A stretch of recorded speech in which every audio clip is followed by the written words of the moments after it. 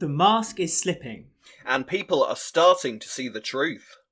Has Whitney gotten out just in time? Or is history bound to repeat itself? I'm Alex. I'm Rob. And this is the Walford Weekly podcast.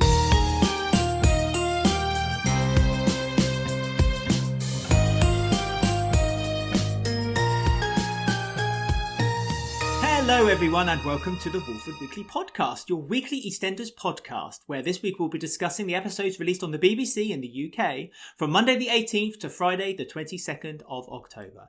And it's time to give him the bumps. It's time to throw him in the air. It is the birthday boy himself. He is here. It's Rob. Hello Rob, how are you?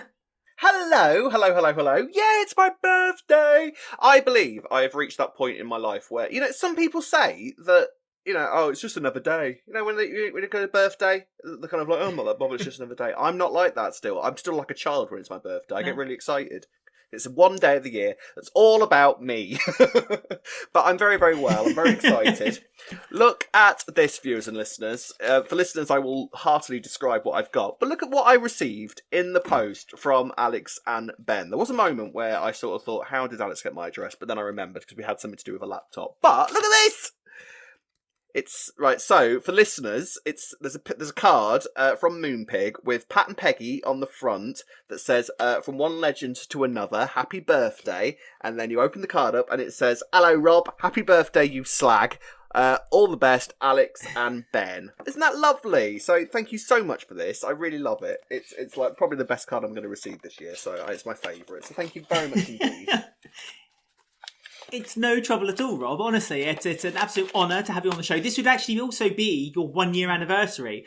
We might as well just rename October Rob Month. Yeah, the 1 year anniversary on the show. Yeah. It isn't actually Rob's first birthday. If it was, then my goodness, Rob progressed very well. He's a genius. Obviously, I look one. Yeah.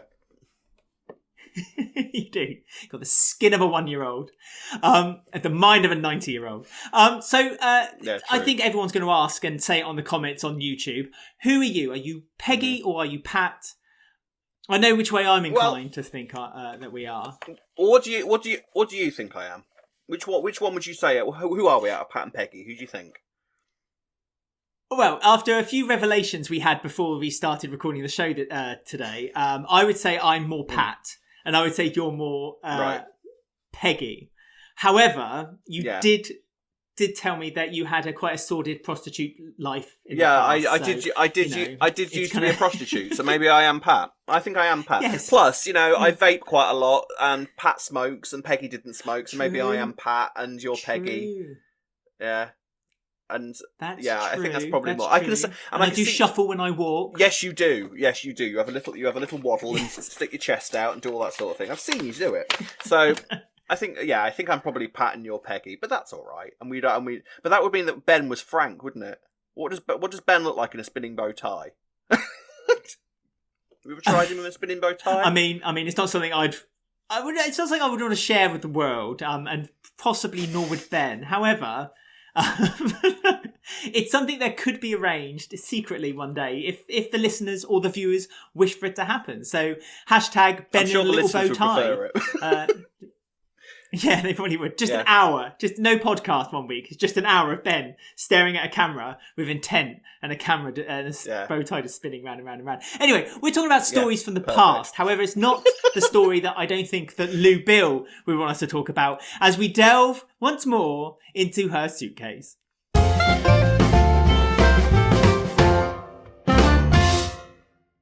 So, on this week's feature of Beale's Suitcase, we are looking back at a story that happened this week on EastEnders many, many years ago. And we are delving into 2014, the 20th of October, to be precise. And we are going to look back at Kush Kazemi's very first episode, his entrance onto the show. I wanted to talk about Kush Kazemi's first entrance because obviously this year he departed the show on a train, but not the way we all thought he was going to depart on a train. Yeah. Well, kind of on the front of a train, maybe some might say. Yeah. But it's a lovely episode. I mean, we both watched the episode, and obviously the main story is for us to talk about is that Kush is first introduced to the square. He gets his market stall. He paid a little bit extra to get the space, a premium space, which Donna, Vincent's sister, wasn't very happy to see that there was a competitor opposite her who's going to start selling female fashion at the same time. Shabnam also first meets Kush and first of all thinks that he's a little bit arrogant, a little bit cocky, especially since she is name called by him because she has a go at him for trying to drive his van down the market street, not really realising that it was too narrow for him to go down that way. And so really it was the beginning of that relationship between Shabnam and Kush. I mean, what memories do you have from this episode as well? I do remember very well that scene where Shabnam and Kush first meet, because I remember that particular cast at the time. The character was a great character kind of group at the time, and Shabnam was amazing. Obviously Kush and Shabnam obviously ended up getting together, which kind of led into kind of Shabnam's miscarriage, which was an amazing episode as well. But I remember Shabnam and Kush was a lot cockier when he first arrived. I think he turned a little bit more humble as the years went by, but when he first turned up, he was kind of quite. The guy instantly started flirting with Shabnam, and I think Shabnam instantly liked him, but obviously because Shabnam was a little bit icy, she kind of rebuffed him. But it was quite obvious from the moment the two of them met that they were going to get together. It was just great. And Kush turned up and was just a great character. I think he had been established that he was already mates with Martin. It's not like the two of them met and became best mates. They like kind of met off screen, haven't they? Yeah. Yeah, they all look a lot younger, even though it wasn't really that. It doesn't feel like it was that long ago, 2014. But someone said to me the other day, about 30 years ago, and my brain instantly went to, the 1970s, and it's like, no, that wasn't 30 years ago. Time goes by a lot quicker, faster as you get older, doesn't it? But I liked Kush, and I think Kush automatically kind of made his mark, didn't he, when he arrived? So yeah, he's greatly missed. We missed Kush. We missed Kush a lot. You're right. He was a much more, but then I think you find that a lot with characters on the show. They start off as this kind of bigger than life character, and then as the life living on Walford starts to wane on them, they slowly become in line, becoming like a much more character. Slowly gets insane. Yes, slowly drive themselves mad. There was a couple of other stories on the episode, which one I wanted to note was that Charlie Cotton and Ronnie Mitchell were being persuaded to get married by Dot. Dot started reading out verses from the Bible, and Phil and Sharon, after their wedding day, Phil's just got back from hospital after getting shot. Remember that episode? Yes. He advises that Ronnie shouldn't get married to a copper because she had killed someone. She had killed Carl White, and she could get her in a lot of trouble. I mean, that was really cool to see as well, because it was really interesting to see, and it kind of brought a little bit more realness to the way that Phil was kind of reacting around Callum right now. That story, obviously, he's not very keen at Callum anymore because he's become a copper, and it kind of the holding up a mirror, kind of a very similar kind of story going on here. He didn't like Charlie Cotton very much because he's a copper, and so you shouldn't trust him with any of the family secrets. And it was funny to see Sharon kind of willingly kind of go along with Phil's ideals as well. That was fun to see too. But remarkable episode, and it's nice to see Kush kind of coming onto the show. If anyone else has any stories from next week that they'd like us to talk about, obviously it's Halloween, so there's probably a few stories hovering around on the show, then do get in touch with us. Either comment below if you're watching this on YouTube or on Twitter or our Instagram. All the details will be coming up at the end of the show from Rob. However, Rob, we now have this week to talk about, and all the stories that came up. And we are going to start off with Harvey and Ash, and his ongoing, being pulled out of like all kinds of being blamed basically for his comment that he made last week by Peter of all people, and Peter kind of basically started a campaign against him and got him sacked by Kat. I mean, last week we talked about Harvey and whether he really meant it. I think we kind of generally agreed that it was something that kind of obviously was said without thinking. There was undertone of racism there, and he probably, I don't think it's going to help his cause now, because he's going to carry on thinking that, him having an opinion and a view isn't necessarily the right thing to do, and he feels like he's being told he's not allowed to have these opinions anymore. Sounds like quite a reasonable response, I suppose. So how do you think Harvey has coped with this week, since he's kind of been like basically pulled apart from everyone who he thought he trusted and loved? Yeah, I think he is basically he's coming across as a bit of a dinosaur that doesn't understand how or why he keeps offending the world. He's one of these people that you can totally imagine him using phrases like woke and snowflake and all of that sort of thing. So it's quite. To be honest with you, I really like this storyline because I think it's quite a human story. It's a big thing at the moment for a lot of people to be kind of talking about how many people are offended and how easy it is to offend people. And Harvey slots into that quite well. And it's interesting to sort of see the Square's response.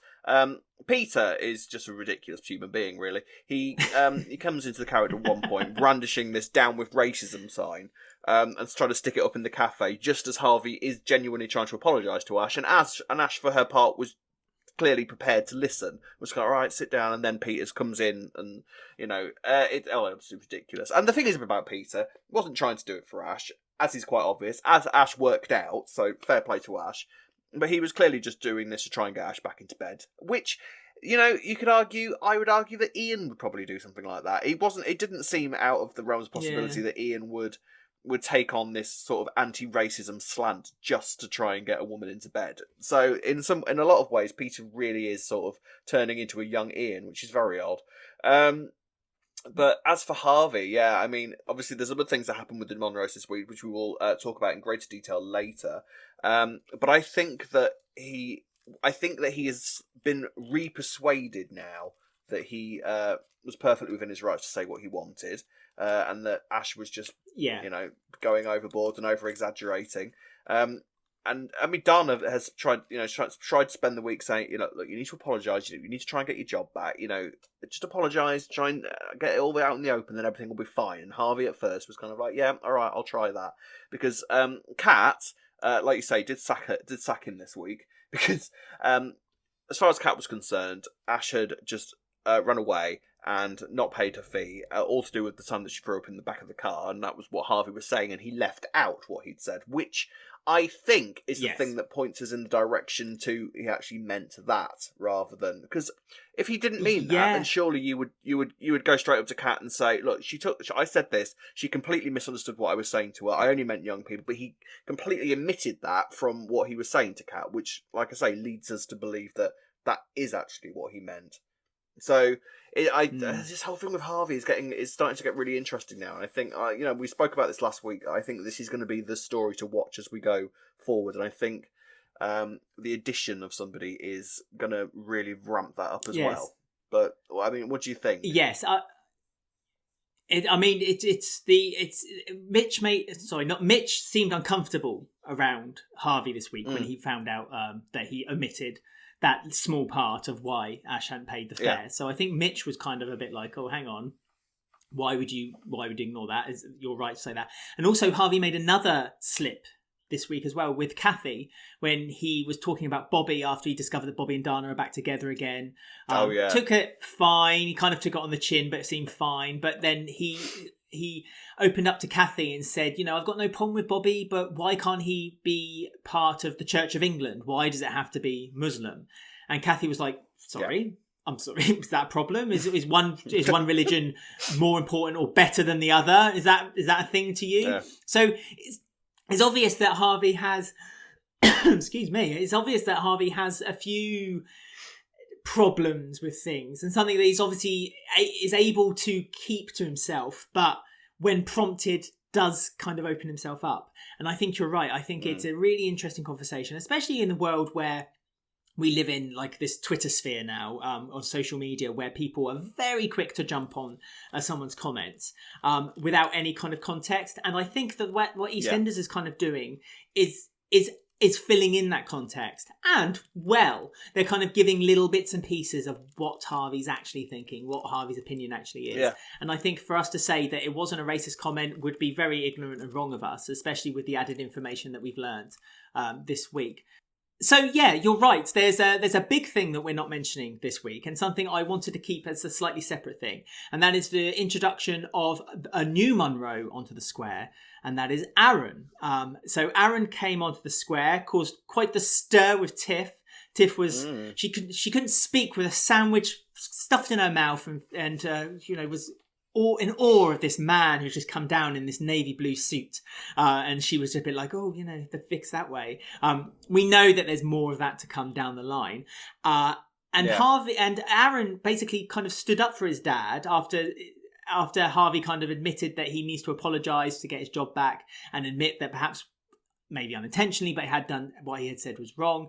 And Aaron said, well, if you don't feel that was wrong, then you shouldn't apologise for yourself. That's what you've always taught me. Yeah. And when Dana then stood up and said, oh, come on, Dad, you know that's not the right advice to take, Aaron then shot her down. So there's obviously something there between Aaron and Dana that we don't know about just right now. But it seems frighteningly dark already.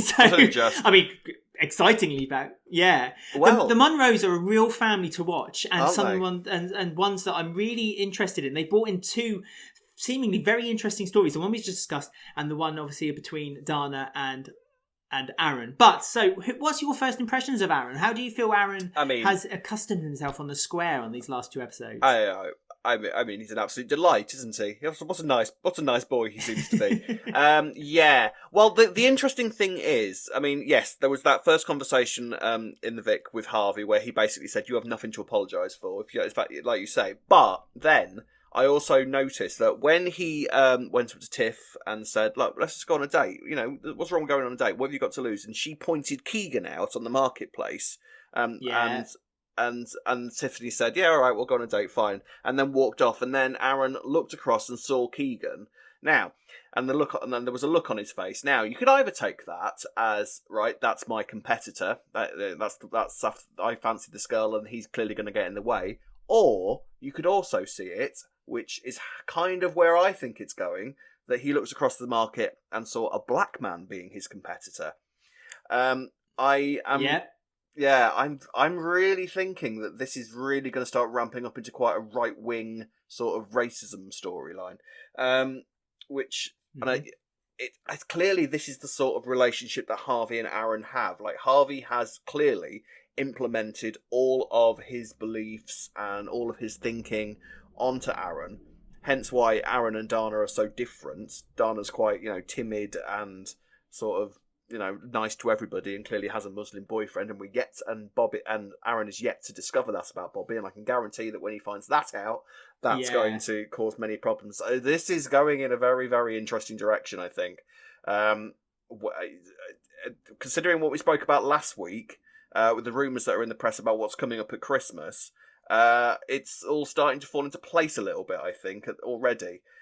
So fast forward a few weeks and we'll see where we're at. But where I'm thinking this is going, it possibly is some right-wing extremism storyline. We've got he's only been in it for one episode really so far. But already, Aaron is kind of establishing himself. He's clearly going to be a villain because he doesn't seem to be a particularly nice person.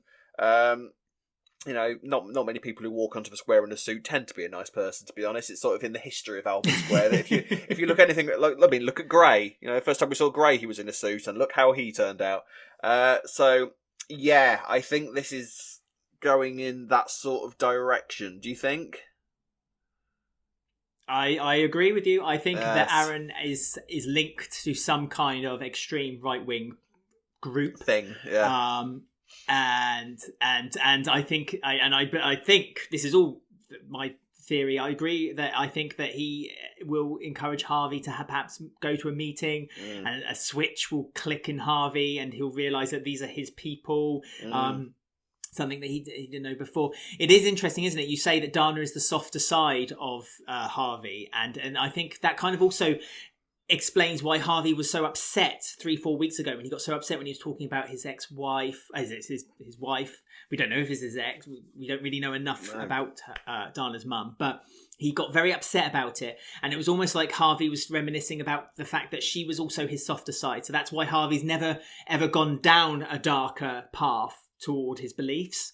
and because he's now not got his wife Dana's mum there, it makes it easier for Aaron to kind of maybe manipulate and mold his father. It's interesting that it's the son possibly manipulating his father as well, because it's normally, as you say, it's normally the beliefs are passed on down the family, and it's obviously hints of it had come about when maybe they were younger, and Aaron's maybe taken it at that step further where Harvey kind of has just kept it as a kind of, because there's that song from Avenue Q, isn't there? There's everyone's a little bit racist. Everyone's we a little all have bit our racist. moments. Yes, personally. Yes. Microaggressions. And but obviously these little microaggressions that Harvey had shown when Aaron was younger has obviously passed on to Aaron, and Aaron's taken those microaggressions and decided to move him on to the next step. But I really am enjoying Aaron's character. I know it's only been a couple of episodes, but they've obviously given him the time to kind of develop in the kind of 2 or 3 scenes that he's been in, and you instantly have a feeling about him, which you can't say for sometimes when characters are introduced. You instantly have that feeling with him. I'm concerned. Yeah, so am I. It's been one of these kind of slow burner things where it's taken us a little while to sort of see what makes Harvey tick, and the fact that he came into EastEnders, tends to mean that there's something going on with him. There is still the kind of the mystery of the mum. It wasn't really mentioned all that much this week, but I feel that the mum is going to be quite a big component in why they are the way they are. You came up with an interesting theory a few weeks back, maybe suggesting that maybe she was maybe she had something to do with maybe an attack or something, as a victim maybe. So maybe that sort of fueled the fire of why they think the way they do. But yeah, I'm very interested to see where this is going to go. It's going to be some risky stuff. I think it's going to be a little bit sort of nail biting and a little bit sort of like, ooh. It's going to be interesting. I'm sure, I've got no doubt that they'll deal with it well, because it is a story that needs discussing. It's a big topic. I mean, except we had no confirmation of anything, but sort of little jigsaw pieces are starting to come together with the Monroes a little bit now. Really want to watch over the coming weeks, I think. Interesting. Yeah, definitely. I as I said previous when we started this conversation, the Monroes, I love that new family. Good they've family. Introduced, so I really am enjoying it a lot, very much so. This week also saw Kim continuing to trying to prise open that envelope and trying to find out what's actually happened to Vincent. Everyone else seems to know. Everyone around Kim knows, but poor old Kim. I feel for Kim so much that she's constantly trying to get little bits and pieces, and when she gets a little bit of information, she takes that that route and trying to find out more, but then is stopped as a dead end, and so can't really find anything. I don't know what the entertainer's name is, but I just like calling him Vincent with Vincent with the speech Second. quotation marks. Yeah, Vincent the Second, because he obviously took his alter ego. But he's now said to Kim that he's going to stand up. He's going to go to the police. He's going to report all the information he knew from when he used to work at this scrapyard. But Phil doesn't know this is happening, and Phil has already warned Denise again this week that if Kim should delve any deeper, that everyone's going to be in trouble. And he's even warned Kim with a fantastic scene between Kim and Phil this week in Phil's kitchen, where everything happens in Phil's kitchen. It's always fire. I don't know why, but it's always good. Oh, that was the Slaters. Yeah, I know. But it was at the Slaters' house, wasn't it? Because we were wondering where Phil is living at the moment. Because remember, the Mitchell's house is burnt down. Yeah, exactly. So we finally kind of discovered where Phil's been living this week. But that does mean that there was a time when Phil and Janine were living together. It's just irritating, I kind of like, why didn't they have that moment of Phil and Janine talking? Woman who set Phil's house on fire, living with person whose house was set on fire. There was never that moment of communication between them. We've only just discovered that that's where Phil's been living after everything has pretty much died down on the fire front. So disappointed on that front. But apart from that, yes, the Kim and Phil scene was really, really good. I did kind of wonder how Kim automatically jumped to, that's it, Phil's killed Vincent. I know that's what's happened. He's absolutely killed, and he's going to pay. Yes. I'm not quite sure how she landed on that, but we had the return of the child's entertainer, Vincent II. He has got a name, and I can't remember what it is. I can't. It's awful, and I apologise to the actor because he's a great actor. I can't remember he's playing the part. He is very good. But... I was pleased to see him. I was pleased to see him back. But he eventually, because he met in Secret Cafe. We had a little bit of a scene in Secret Cafe this week, where he messed up with Kim. It is Secret Cafe, isn't it? Oh, I love that cafe because you always know that there's a scene that if a scene's going on in there, it's because they don't want people to see them. Even though I don't know where this cafe is, it can only be like round the corner from the square. Surely it can't be that far away from Albert Square. This cafe. Where is this cafe? Do we know? Well, I don't know in relation to where it is, as in the world of Walford. Yeah. I'll be honest, I don't know. But where they film it is around the back of the houses, along where the Slater houses and all those houses are. They've converted like the back of one of the houses into a cafe. Just for an interesting fact for anyone who's interested. But it's definitely called Secret Cafe. I don't know where it is for all intents and purposes. Well, it's Joe's Cafe. It's Joe's Cafe. Well. Secret Cafe, that's what it's called, because that's where they go for any kind of secret conversation. Any secret conversation. Anyway, so yes. Kim is now convinced that Phil had something to do with Vincent's death, because Vincent II has basically confirmed to Kim that Vincent I is dead and he was shot, and that people took him to the scrapyard and dealt with him. So now Kim is now on a campaign to try and work out who killed Vincent. She hasn't mentioned her suspicions about Phil to anybody really but Denise. Now, Denise now is kind of like, well, what do I do? Because Denise kind of knows what went on. She knows that Phil didn't really have anything to do with the direct murder, but she does also have the fact that Phil essentially has a snuff movie underneath the arches of Vincent being killed. So, what does Denise do from here? What should Denise's next move be? I mean, Phil's hands is dirty with this one, and I'm sorry, but like this is a typical Phil thing here, where Phil has basically kind of licensed out the murder to someone else so that he's not guilty for it. I mean, the power he must possess through all these gangs, and yet still can't seem to handle some Russian guy who went crazy with an oil can and a gun. Goodness only knows. However, Denise, I think, is in a real tricky situation. But I also think that Denise has a trump card of her own, where she could really say to Phil, "Well, you keep saying that they're going to come for me and they'll come for you, but at the end of the day, I think you're in more danger because you're the one who knew about it in the first place." So I feel like Denise is using what she knows well. She's got the salon back. She's able to, apparently she's got money now to buy new hair dryers with like a gold trim and mirrors that basically have amazing. Like Amazon, with like Alexa on it. And you can say, "Alexa, show me my hair if it was pink," and it will pop up in front of them. I want one. Somehow Denise is now same. And I want to go to Denise's salon, which has been done up because it was only built like a year ago, and she's already now thinking of another refit. I mean, Denise has really sponged well out of getting the money from the Mitchells. And Kat's super pleased about this too, because Kat feels like that Phil and Denise are now getting along. But Kat doesn't know anything about why they're getting along. So that's I can't wait for that fallout to happen too, because Kat was kind of adamant that no secrets, the whole no secrets thing between her and Phil. We keep our businesses as a thing.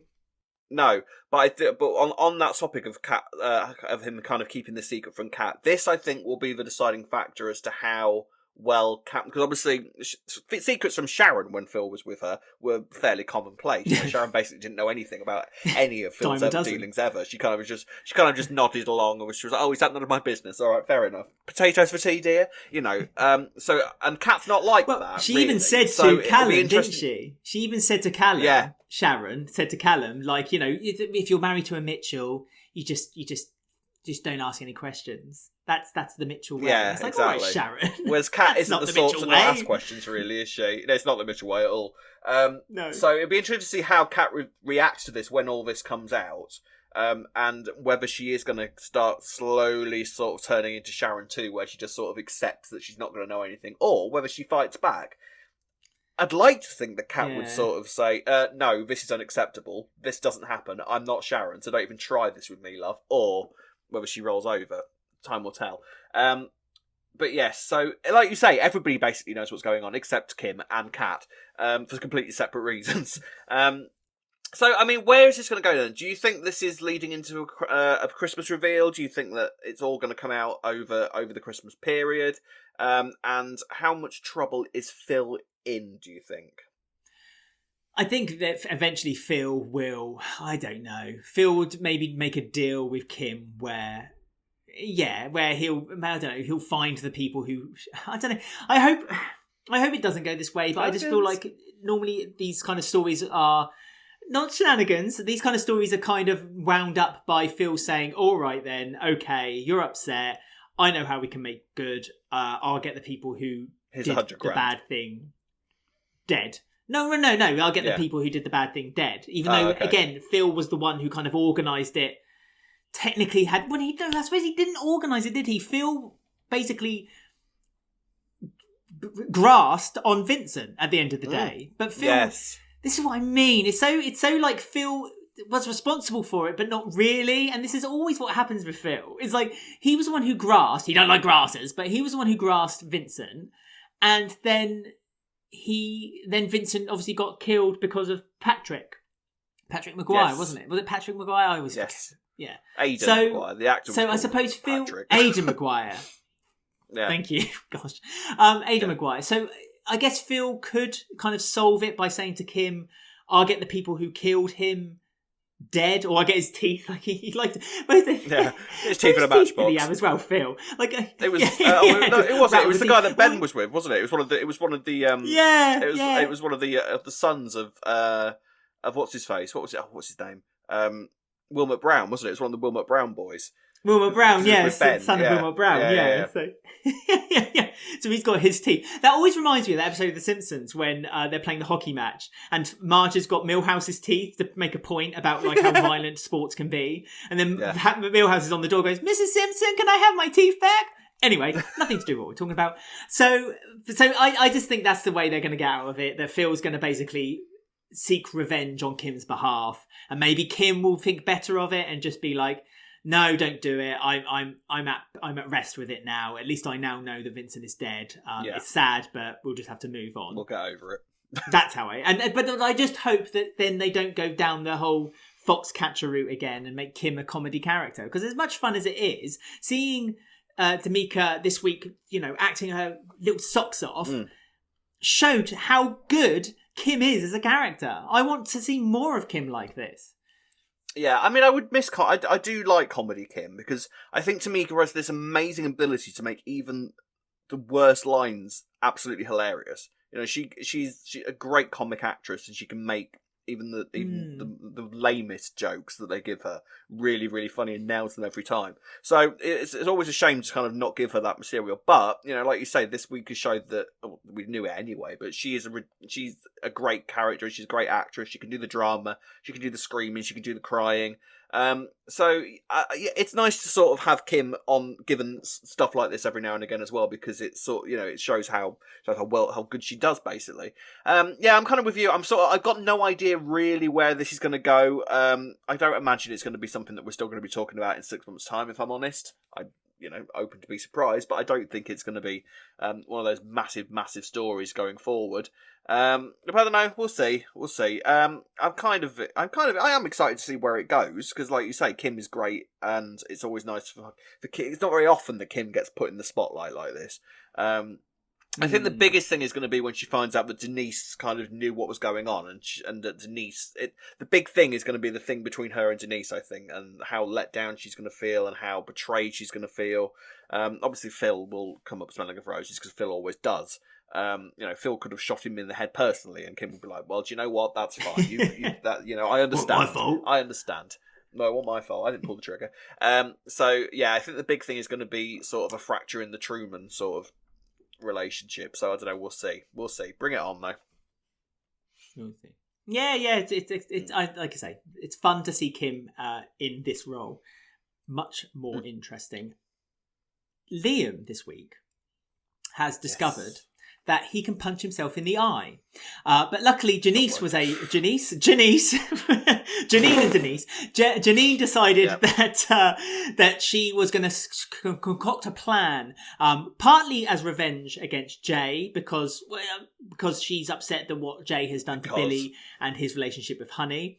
but partly because she just wants to make a lot of money quickly, and also because Scarlett has kind of disowned her, and Janine's kind of accepted that and is okay with that, and decided, you know what, weeks of saying that you're my life and that I will do anything for you is just thrown in the bin, because you know what, I'm a bad woman, I'm horrible, and I might as well just be what everyone expects me to be. I mean, I see you grimace a little bit there, but don't make me think. Don't believe that I don't think that Janine and Scarlett aren't going to have a lovely scene soon where they perhaps do kind of rekindle their friendship, their mother and daughter bond. But for now, Janine has this plan, which is to basically work at the car lot. Tick, she's done that. By fooling Jay.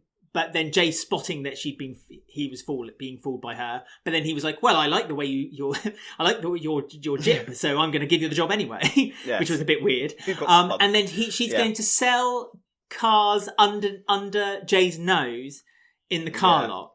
I don't understand how this plan isn't going to work. I mean, how do you feel? No, how do you feel about this plan then between? Okay, Liam well, for a start. I don't Janine. quite understand how if what Janine witnessed from Liam was his sort of job interview for being her assistant in being an underhand criminal, I don't understand how Liam has got this job, because she walked in on Liam fake punching himself in the face. We'll move on from that quite quickly, because that would be better. Anyway, but he sort of like nothing she saw suggested that Liam was some sort of criminal mastermind whatsoever. And yet, by the end of it, and I liked at first how she was kind of like, look, trust me, mate, you ain't, and you're not very good at this. Take it from an expert. I invented all this sort of thing, and you are not the type of person that does this. And yet, and I quite liked the fact that she was sort of almost taking that sort of family approach to him and sort of taking him under a slightly, shady wing. But it's, Janine was sort of stepping up and being the family member. But unfortunately, by the end of the episode, Janine's like, actually, yes, you would be perfect in this operation that I am now going to conduct. And her plan, yes, her plan ultimately is to do all this for Scarlett and get as much money for Scarlett as she possibly can so that she can take Scarlett and run away from Walford. However, it is kind of nice to have Janine officially back now, because Janine's now in scheming mode. Janine is now, the bitch is back, essentially. She's getting her feet under the car lot, where obviously Frank used to work. I think that's Janine has always sort of been attracted to the car lot, more than the Vic in a lot of ways. I think the Vic has always sort of been a dream conquest for Janine, but the car lot she's had a few times, and she deep down I think thinks and feels that place is rightfully hers. No matter how many owners and how many times that place has had a different owner, Janine fully believes that is where she belongs, and that property belongs to her. And whatever it's going to take to get money, but also have what's rightfully hers in terms of Scarlett and the car lot, I think. She will do it, and she's in full manipulation mode this week, because she is basically managed to persuade Billy that Jay is scum of the earth and has completely ruined his life. Persuaded Will to take Jay to this presentation thing he had going on. Well, can I cut in quickly and just if I could just cut in quickly, you saying about Janine kind of persuaded Billy. I don't think it took Billy a lot of persuasion, because I think at the end of the day, Billy was looking for reasons to kind of not like Jay. And although he's kind of slowly kind of aligned himself in Jay's kind of life and being accepting to it. And he did, first of all, kind of defend Jay as well, saying that he was going to let Jay know what Janine's plan was. Because Janine was quite open with Billy what the plan was going to be about her selling cars underneath Jay's nose. It really didn't take very much for Billy to then be like, take him down, go on, he's ruined me, he's ruined my life, he's ruined my relationship. Which again, it's like, Billy, it's been 3 years, mate. kind of calm down now. Can you just admit a little bit that it was a little bit your fault for why your relationship with Honey is no longer happening anymore? Yeah. I mean, I'm just trying to be kind to the poor lad. Essentially. It was mainly his fault. Yeah. So, yeah, I mean, What involvement do you think Billy's going to have with Janine? And also, I want to ask, do you think that Janine? You said Janine's full on Janine now. You know, this is the Janine that we kind of expected her to be when she kind of first came to the square. We kind of accepted that she's kind of had to have a bit of time to kind of like warm to the story.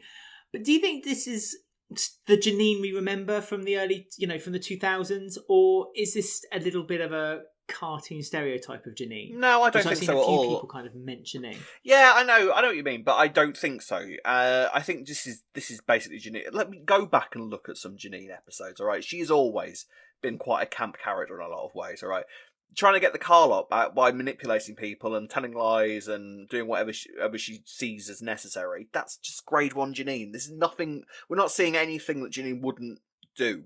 This isn't out of character for Janine at all. And if that means that she has to kind of tear apart what is left of Billy and Jay's relationship, fair play. She's always been somebody that would use anybody to get her own means, and then wonder why nobody likes her. But I do think it's interesting that she is now back in the car. Like, it kind of feels right for her to be there, because she's now got 2 jobs. Despite the fact that 2 weeks ago she was completely and utterly unemployed and unemployable, she's now got 2 jobs, working at the Vic and the car lot. So one of those things is going to be her sort of pet project. But I really like it. I like it a lot. Janine feels like she's back. I think it's been completely the right decision to sort of mould her in gently and sort of, have her a few weeks where she's not doing anything wrong and people are just assuming that she is, and she's a bit more human, because I was so sure that they were going to bring her back and instantly make her insane and have her plotting to kill someone within the first 3 weeks of her return. And this is pretty harmless stuff. That's what we kind of expected. Yeah, it's completely what I expected. And I think they've nailed, and I think they've done really well with her so far. I think that it's like, Janine wants the car lot and is prepared to do what she wants for it. Of course she does. It's Janine. Totally normal Janine behaviour. And I like the fact that she's now living with Billy and living with Jay. And I wonder how long it will be before Jay works all this out, because Jay isn't a fool. He's a lot. Jay isn't that much of an idiot that because I think he's already got one eye on what Janine's doing at all times. I don't think he's ever going to completely trust her. I think it's a shame that Billy and Jay's relationship seems to be completely unsalvageable. Do you think there's any way back for Billy and Jay? Do you think they can sort of get back to where they were before? That's the funny thing, isn't it? Because like they seemed to be kind of getting along better. When Honey left to go, start her Florida lifestyle, they seemed to be getting along much better. In that's very short space of time. I think that was purposely done so then we can have this story that we've got now, because it kind of almost fragments their relationship all over again. I don't know. I think Billy and Jay could get back together again. I think once they realise what Janine has been manipulating them, because Janine has manipulated Will to kind of play with Billy and Jay's emotions. She's manipulated Billy to play with Jay and Will's emotions, essentially. She's manipulating Liam, and the common thing of all this is that she seems to be manipulating a lot of men. She has this power over men, and she's not using any. The funny thing is, she's not using any sexuality to get there either, which is sometimes what Janine would necessarily do. There's always this friendship that will always never die between Billy and Janine. I mean, the moment Janine came back to the square, and I said it on previous podcasts, Billy was literally a minion. She was like, he was going around and going, banana, every time Janine would say anything, he was there. Yes. And I think that's essentially what Janine is now getting from Liam. So it's I love the fact that she's kind of like controlling, like this puppeteer, like all the strings, and there's Liam and Jay and there's Billy, and she's kind of she's spreading herself out. But they're all men. That's what I find it's just even more it's delicious about her story. They're all men who kind of just want to please this, this very powerful woman. Any women on the square, like Frankie or Nancy, none of them are. None of them are buying it. None of them at all. Kat's not buying it. When Stacey comes along, she's not going to buy it. And it's I just find this delicious that's the one thing that I kind of loving about Janine right now, and that's her basically complete power over all these very, very weak men. I think I love about it is the fact that Janine will do anything. You could take Janine in whatever direction that you want, and she, too insane is never really too much for Janine. If you think about some of the stuff that she's done over the past, she could do anything. That's why she's such a fascinating character to watch, because there is literally no limit to what she will do. Like I say, I think we're in kindergarten essentially with what Janine's capable of at the moment, and it's right that we're here. And I look forward to seeing it mount up and into general levels of craziness over the coming months. But I've no issues with Janine storyline at the moment. I'm so glad she's back, both in terms of character and where she and just in general, because I love Janine, and I'm so happy that they're actually doing an all right job with her so far. A little bit camp here and there, yeah, fine. They're sort of a little bit sort of giving her moments that they're hoping people are going to kind of sound clip and use as all of that sort of thing. But that's just the way soaps are these days. But for the most part, I think that they're really sort of doing her well, which I think was a lot of people's concerns, that Janine would just come back in it as a sort of over-extreme version of the character that people remember. But thus far, I think they've got they're doing a pretty damn good job on her, so I'm happy. I think this is just the beginning, as you say. This is the beginning of Janine story arcs for the future. I think 2022 is the year to watch Janine, and I hope I get proven right on this one. So do I. The year of Janine. That'd be a great publicity in itself. There you go. You can have that for free, BBC. There you go. Final story this week is Gray's story, where again he's just. I mean, what does he have to do to like the women of Walford for them to finally figure out the man that he is? This disgusting domestic, man who was in a domestic violent relationship with a woman who he eventually killed. And they just can't seem to put the pieces together. Even when Whitney and Chelsea kind of talk to one another, they seem to give little hints to each other. It's like Chelsea says, "Oh, just watch out for him," and Whitney's a bit like, "Oh yeah, I know his faults, but he's this and that and the other." He's fit. But this week, Gray, he looks nice in a suit. Why not? This week, Gray's father died, and he got the phone call, and it made him basically decide to step up and look after and accept that he is going to be a father with Chelsea, who had admitted that she was pregnant with his child. I mean, we still don't know if it's Gray's child. I still feel like there's a little bit that they're deliberately, but I feel like they're deliberately trying to keep us. Making us forget that she did have that one night stand. I don't know. I just feel like that's going to unearth. That's going to come out at some point. So I don't know. But Whitney knew the secret. Gray then discovers that Whitney knew the secret and kept it from him. And despite him kind of, becoming all loved up, and this was in front of Karen as well. Karen saw that they were together again. Karen accepted it, said she gave her blessings for them to have this relationship. That then Gray got violent with Whitney, and in a scene yet again, which was quite difficult to watch. He had his hand hovering at one point, even holding a steak knife in his hand, ready to. I mean, it's gone from Gray kind of bullying and punishing women to just all out thinking about killing them. Basically just getting with them completely. But so how do you feel like Gray's story went this week? Going from being not wanting to be a father with Chelsea, then wanting to be a father after he heard his father died. Did you feel sorry for Gray? Do you think we were meant to feel sorry for him? Do you think we were meant to see the side of Gray where he accepted that his father was a lot to him than he thought, or a lot more to him than he thought, and he didn't want this new child to not know who the father is? How did you unpick the story? I mean, Gray's just unraveling now at the moment, isn't he? I think he's got a little bit in free fall at the moment, ever so slightly. The thing with Whitney and the scene with Whitney at the end of the week was great. And lo and behold, when you take this story back to in the days when it was working, lo and behold, it starts working again.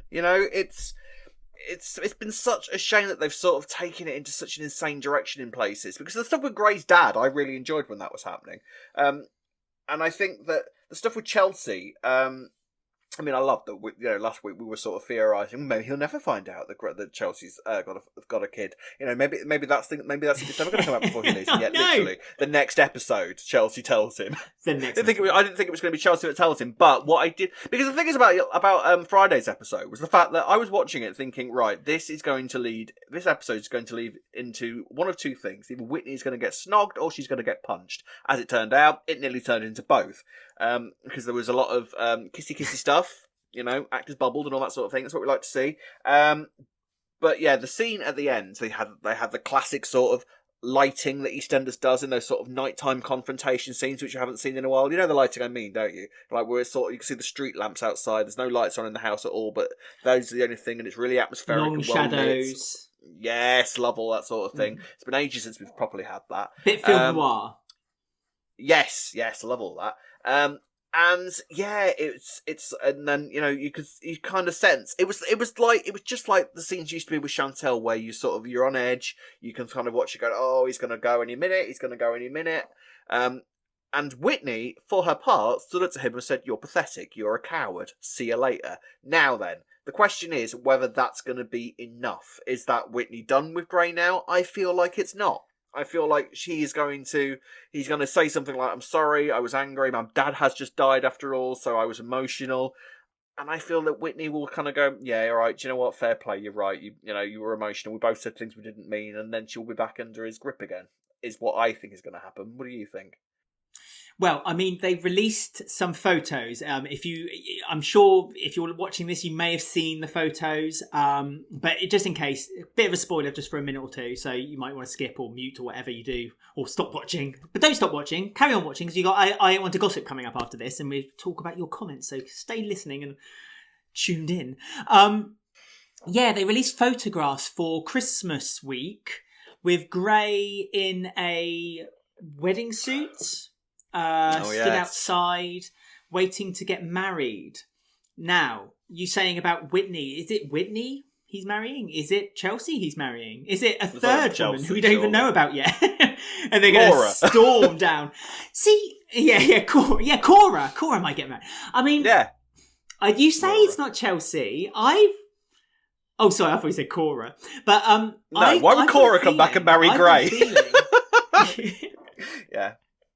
I've got a feeling that Chelsea, I think he's going to do the admirable thing, and he's going to marry Chelsea because she's carrying his child.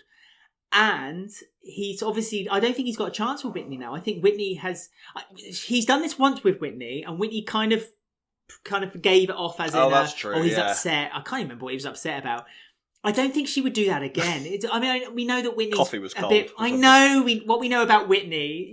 She can get a bit, a bit like, no, he's just a guy. Yeah, and she's made many mistakes with lots of different men. But I hope that Whitney has learnt from this now, and that she's going to be, take a step back.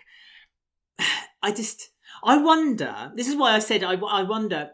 When Chrissy killed Dirty Den. And they had Chrissy and Sam and Zoe.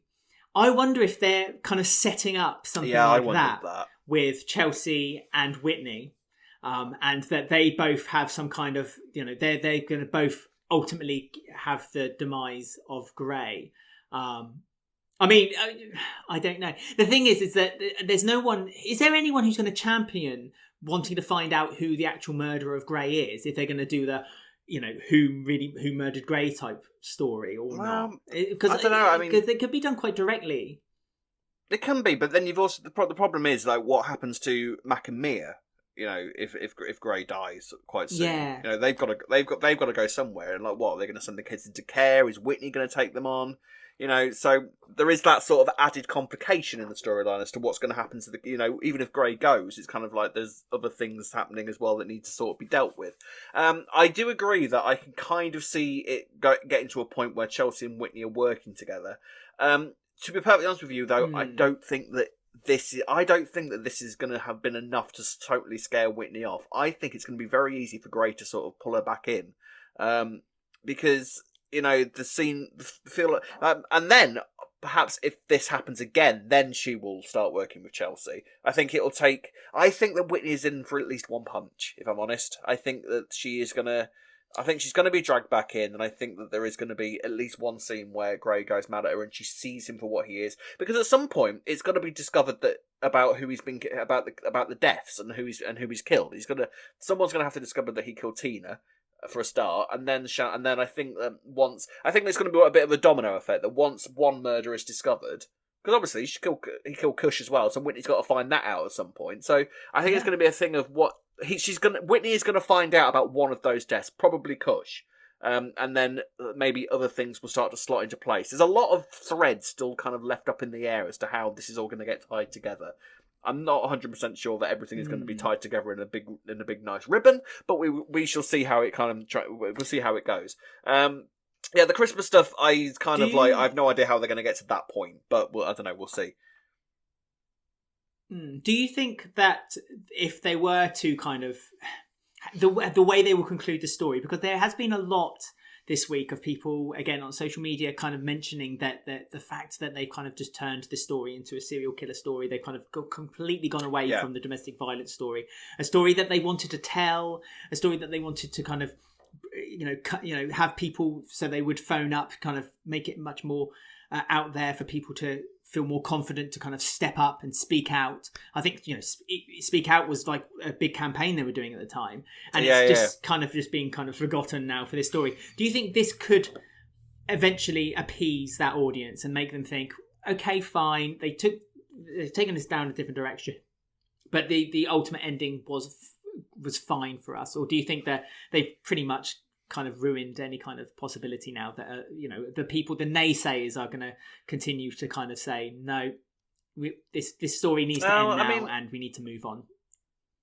I mean, I don't know, in all honesty. I think the problem is now that because they've added all this extra stuff into it, all of it needs to be dealt with and all of it needs to sort of be discovered. And the problem is that the three people that he's killed, if we're taking Tina as dead, which I think she probably is by this point, to be honest with you. But if we, well, I don't know, we'll see. But if we're taking all three as dead, the thing is, all three of them are really rather unconnected. It's like all three of them were killed for completely separate reasons. So this is why I'm sort of struggling to think how they're going to tie it all together.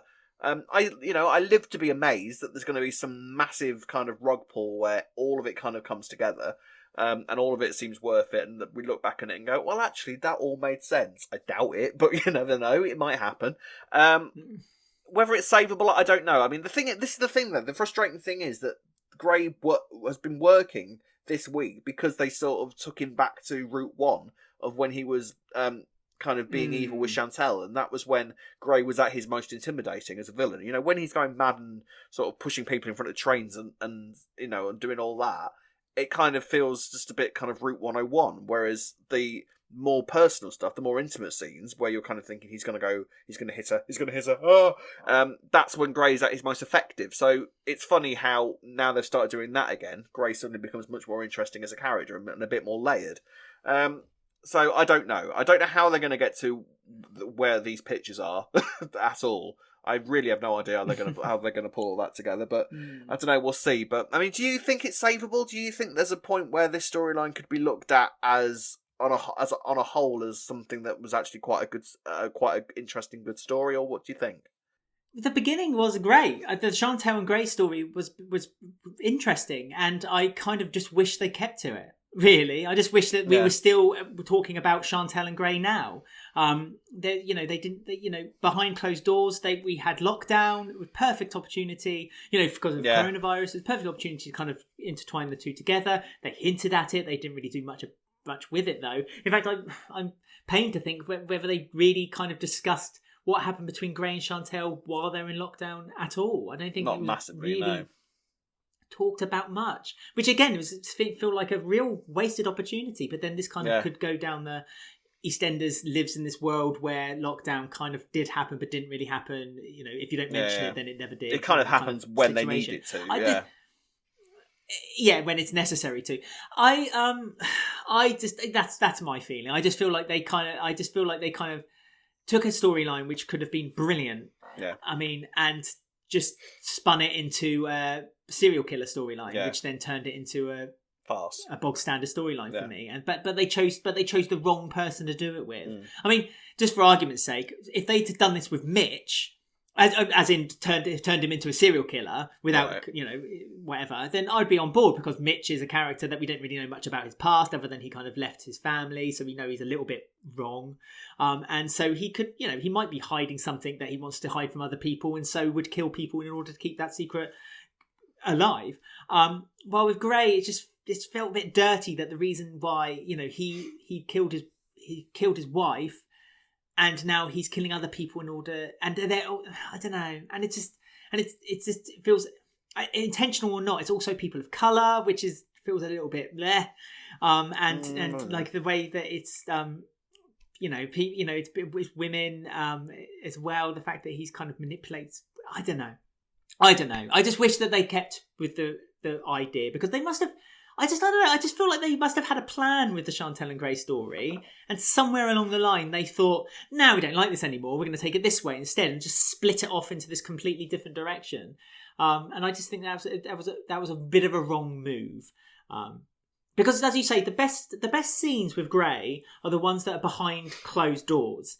So this week, the episode when it's, as you say, in this film noir kind of setting with the kind of the lights from the blinds coming through against the back of the wall and the long shadows, and that was interesting. And the very close up shots of like his hand over a knife, and you can see his hand slowly moving over, and the real tight shots of their faces when they're talking to one another.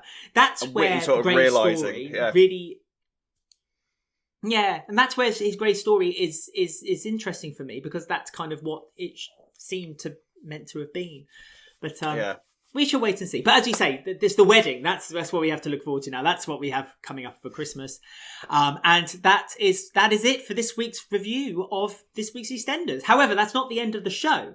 However, because we are going to now read out some of your comments and discuss a little story that came out this week on I Ain't One to Gossip. You know me, I ain't one to gossip. So we are going to start off with a story that was released on What's on Stage website. That's right. And it's basically that Adam Woodyatt is going to continue doing live stage shows into 2022. However, what makes this one a little bit more interesting is that his wife in the play is going to be played by Laurie Brett, who also played his wife on the show, Jane, which was really, really, really interesting. Brett said in the interview that it's so exciting to be getting back on stage, and it's such a thrilling play. I'm a massive Peter James fan who wrote the play, and working alongside my dear friend Adam as my husband is going to be great fun. I cannot wait to get started. I mean, it starts in January, so I think this pretty much sums up that, again, we're not going to get any Ian Beale coming back to the square anytime soon, but also means that we're not going to get any Jane, but them working together could be a nice little kind of rehearsal for them then to come back together to the soap, maybe at some point in the future. I mean, how do you feel? Are you excited to hear that? I think that's great. I think the audiences are in for a good time there, because those are two actors that have worked together in that particular sort of relationship for years. So that's going to be a great performance to watch from the pair of them. But then you could also argue that also means that, when that play's finished, both of them are free. So does that mean that both of them will return to EastEnders together? That's the big question. We're both championing a bit of a Jane return. It feels like Jane's story isn't finished. There's stuff that there's stuff ready and waiting for Jane to return to. The relationship with Bobby and stuff with Ian and even Peter to an extent. There's lots of unresolved stuff with Jane and the Beales, I think. So I'd really like to see Jane back, and hopefully if they're working together, then they can just walk back onto the square hand in hand. You never know. Fingers crossed. I think it's a lovely break that Adam is taking, and I think it's good that he's now decided to do more stage plays. I think he was getting himself in I can't speak for him, but I think that he was getting him in a rut there on the show, and it's nice for him to kind of just distance himself from a little bit, because then he'll come back probably more fresh and excited for more stories. And as you say, with Jane it will be even better. I have received an email from Stephen Brodie this week, who is talking about the Janine storyline, and possibly he has seen a potential thread in the storyline that he thinks might be developed a little bit further. He says, "Yo, Rob, after tonight's episode, perhaps it was just a bit of an awkward acting or from the characters, but I have come up with a theory of what could happen in the short-term future with Janine. Will falls in love with her. Not just a funny joke, haha, little boy fancies naughty lady, but a more serious look at how it would affect the dynamic in that household. Janine is currently being very nice to Will in order to manipulate Billy and Jay, but it could go a bit too far, making Will think that it means that she really does like him, and given his hormonal age and his odd parenting, fairly believable. So, and he goes on to kind of explain the theories further, but that's interesting. What do you think? I mean, Janine is, like we've said before, quite a powerful, sexy lady, and I would think that for a young hormonal teenager, maybe that's the sort of thing that could kind of gets the old ardour burning. So, I mean, what do you think? Do you think there's potential for Will to start fancying Janine? Lots of potential there. I mean, he did seem to hang on every single one of her words when she was talking to him, whilst giving him shop-bought cookies that she had baked. I mean, yeah, I like that story. And also it's interesting because Janine made such a big deal about Honey and Jay, didn't she, when she first found out about them, shouting across the square, kind of accusing her being a bit of a was it, what did she shout? I forget now, but kind of because of their age gap and because of the fact that incest, yes, and because of the age gap and because of the she had brought her up. I mean, because Janine has known Will for probably quite a long time, from when he was a very young lad. Yeah, so, you know, because as we said before, her and Billy are, you know, very close friends and always will be. Yeah.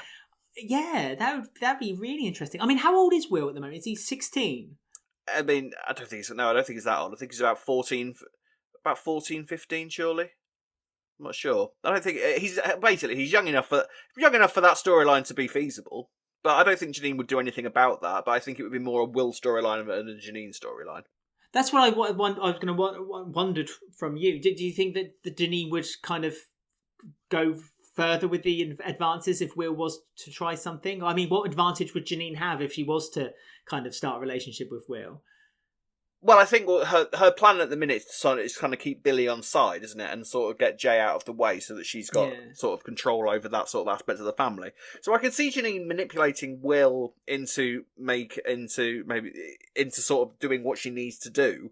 But then I don't think she'd do anything, you know, anything that dark in terms of, you know, going forward with it. But I think she's more than capable of manipulating Will to sort of do her bidding. So I don't know. It's potential. There's potential there, Stephen. So not a bad theory there. Well done.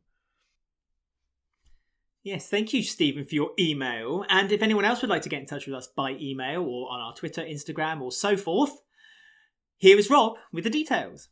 You can contact us on Twitter and Instagram at Walford Weekly. You can find us on Facebook at Walford Weekly Podcast. On YouTube, don't forget to like, subscribe and click the bell to get notifications about our spoiler videos.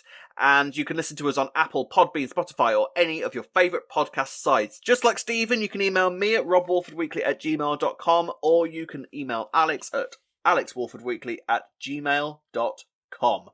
I am now off to get drunk. Because it's my birthday, and I will not be conscious again until next week. So thank you very much again. For your shall look Alex. forward to the messages that you send to me, Rob. I'm going to send Alex a drunken. I'm going to send Alex a drunken video message. I love you. I love Coronation Street. So it's going to be great, and I can't wait. And I'm going to drink lots of vodka. But until next week, it's goodbye from him. Wow, it's goodbye from me. And him. And everyone. Happy birthday, Rob. Thanks. Bye. See you next week. Bye.